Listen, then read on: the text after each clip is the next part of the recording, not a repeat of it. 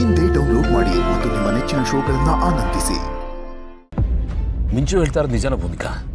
ಮಿಂಚು ಏನಾದರೂ ಜಯದೇವ್ ಅವರ ಅಪ್ಪನ ಕರ್ಕೊಂಡು ಹೋಗಿದ್ದ ವಿಷಯನ ಹೇಳ್ಬಿಟ್ಲಾ? ಯಾವ ವಿಷಯ?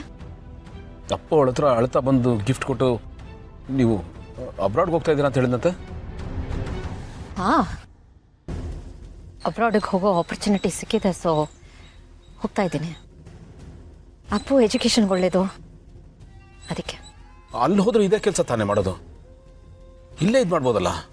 ಅದಕ್ಕೋಸ್ಕರ ಅಜ್ಜಿನ ಅಮ್ಮನ್ನ ನಮ್ಮನ್ನೆಲ್ಲ ಯಾಕೆ ಬಿಟ್ಟು ಹೋಗ್ತಾ ಇದ್ದೀರಾ? ನಾನು ಯಾರನ್ನೂ ಬಿಟ್ಟು ಹೋಗ್ತಿಲ್ಲ. ಎಲ್ಲ ನೆನಪುಗಳು ನನ್ನ ಜೊತೆಲೇ ಇರುತ್ತಲ್ಲ, ಅದನ್ನೆಲ್ಲ ತೊಗೊಂಡು ಹೋಗ್ತಿದ್ದೀನಿ. ಕೆಲವಷ್ಟು ನಾನು ಬಿಡಬೇಕಂದ್ರೂ ಅದು ನನ್ನನ್ನು ಬಿಡಲ್ಲ. ಇಲ್ಲ ಭೂಮಿಕಾ, ನಮಗೆ ಬರ್ತಾ ಇಲ್ಲ. ನೀನು ಬೆಳಗ್ಗೆಲ್ಲ ಚೆನ್ನಾಗಿದ್ರಿ, ಖುಷಿಯಾಗಿದ್ರಿ, ನನ್ನ ಹತ್ರ ಏನೋ ಮಾತಾಡಬೇಕು ಅಂತ ಹೇಳಿದ್ರಿ. ಈಗ ಸಡನ್ ಆಗಿ ಬಂದು ಅಬ್ರಾಡ್ಗೆ ಹೋಗ್ತಾ ಇದ್ದೀರಾ ಅಂದ್ರೆ ಏನರ್ಥ? ಇದ್ರ ಮಧ್ಯೆ ಏನೋ ಆಗಿರ್ಬೋದು, ಏನಾಗಿದೆ ಅಂತ ಹೇಳಿ. ಇಲ್ಲ, ಏನೂ ಆಗಿಲ್ಲ. ನಿನ್ನೆನೂ ಈ ವಿಷಯನೇ ಹೇಳೋಣ ಅಂತ ಖುಷಿಯಾಗಿದೆ. ಆ ಖುಷಿನ ನಿಮ್ಮ ಜೊತೆ ಹಂಚ್ಕೋಬೇಕು ಅಂತಿದ್ದೆ ಅಷ್ಟೇ, ಅದು ಬಿಟ್ಟರೆ ಇನ್ನೇನಿಲ್ಲ. ಇಲ್ಲ ಭೂಮಿಕಾ, ನೀವು ಸುಳ್ಳು ಹೇಳ್ತಾ ಇದ್ದೀರಾ. ನೋಡಿ, ನಂಬೋದು ಬಿಡೋದು ಅದು ನಿಮಗೆ ಬಿಟ್ಟಿದ್ದು, ಬಟ್ ನಾನಿರೋ ವಿಷಯ ಹೇಳ್ತಿದ್ದೀನಿ.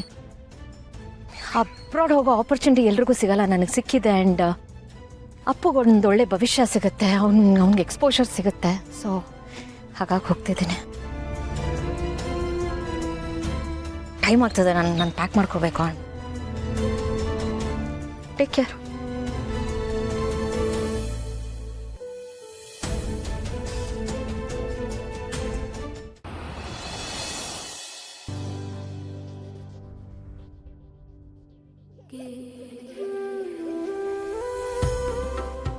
ಅಕ್ಕರೆ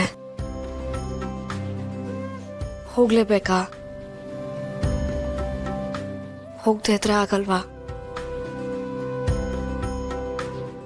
ಬರ್ತೀನಿ ಅಂತ ಮಾತು ಕೊಟ್ಬಿಟ್ಟಿದ್ದೀನಿ ಮಲ್ಲಿ. ಈಗ ಹೋಗದೆ ಇರೋದಕ್ಕಾಗತ್ತಾ? ಹೋಗ್ಲೇಬೇಕಲ್ವಾ? ಕೆಲವು ನಿರ್ಧಾರಗಳು ಕಷ್ಟ ಆಗುತ್ತೆ, ಆದರೆ ಅಂಥ ನಿರ್ಧಾರಗಳೇ ನಮ್ಮನ್ನ ಗಟ್ಟಿ ಮಾಡೋದು, ಇನ್ನೊಂದು ಹಂತಕ್ಕೆ ಕರ್ಕೊಂಡು ಹೋಗೋದು. ಕಷ್ಟ ಆಗುತ್ತೆ ಅಂತ ಹಿಂದೆ ಸರಿಬಾರ್ದು. ನೋವು ತಿನ್ಕೊಂಡು ಮುಂದೆ ಒಳ್ಳೇದಾಗುತ್ತೆ ಅಂತ ಅನ್ಕೊಂಡು ಮುಂದುವರಿಬೇಕು. ನೀನು ನಮ್ಮ ಜೊತೆ ಈಗ ಬರ್ಬೋದಾಗಿತ್ತು, ಆದರೆ ನಿಂಗೆ ಎಕ್ಸಾಮ್ಸ್ ಇದೆ. ನೀನು ಎಕ್ಸಾಮ್ ಮುಗಿಸ್ಕೊ, ಆಮೇಲೆ ನಾನು ನಿನ್ನ ಅಲ್ಲಿ ಕರ್ಕೋತೀನಿ. ನಂಗೆ ಎಕ್ಸಾಮ್ ಬೇಡ, ಏನೂ ಬೇಡ, ನಾನು ನಿಮ್ಮ ಜೊತೆ ಬಂದ್ಬಿಡ್ತೀನಿ. ಅಲ್ಲಿ ಹಾಗೆಲ್ಲ ಹೇಳ್ಬಾರ್ದು. ನೀನು ಇಷ್ಟು ವರ್ಷ ಕಷ್ಟಪಟ್ಟಿದ್ಯಾ, ಅದನ್ನ ನನಗೋಸ್ಕರ ವ್ಯರ್ಥ ಮಾಡ್ಕೋಬೇಡ. ನೀನೇನಾದರೂ ಒಂದು ಅಚೀವ್ ಮಾಡಬೇಕು ಅಂದರೆ ಈ ಎಕ್ಸಾಮ್ ಇಂಪಾರ್ಟೆಂಟು. ನೀನು ಈ ಎಕ್ಸಾಮ್ನ ಮುಗಿಸ್ಬೇಕು. ನೀನು ಸ್ವಂತಾಗಿ ಏನಾದರೂ ಮಾಡಬೇಕು ಅನ್ನೋದು ನನ್ನ ಆಸೆ ಮಲ್ಲಿ.